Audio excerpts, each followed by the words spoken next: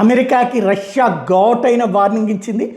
Russia జెండాతో ఉన్నటువంటి Venezuela చమురు నౌకని America seize చేసిన నేపథ్యంలో ఉత్తర అట్లాంటిక్ మహాసముద్రంలో గట్టి ఉద్రిక్తతలు ఉన్నాయి.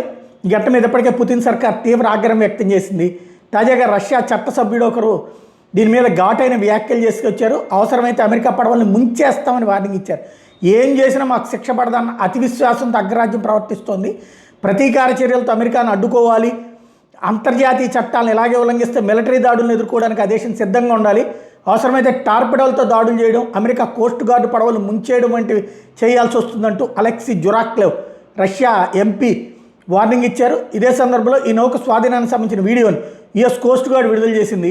అమెరికా రక్షణ శాఖ తీర రక్షక దళం సంయుక్త ఆపరేషన్ నిర్వహించి రష్యా నౌక మ్యారినేరా అంటే బెల్లా అనే పాత పేరు ఉన్నటువంటిది సీజ్ చేసినట్టు అందులో చెప్పుకొచ్చింది. అమెరికా భద్రత అంతర్జాతీయ చట్టాలు పరిరక్షించేందుకే ఈ పని చేసుకొచ్చామని చెప్తోంది. ఐస్లాండ్ దక్షిణ తీరాన్ని 190 మైళ్ళ దూరంలో ఈ నౌకను స్వాధీనం చేసుకున్నాము. హెలికాప్టర్ నుంచి అమెరికా మెరీన్లు నౌక మీద దిగి అందులోని సిబ్బందిని అదుపులో తీసుకున్నారు. ఈ ఆపరేషన్కి బ్రిటన్ కూడా సహకరించిందని చెప్పుకొచ్చింది.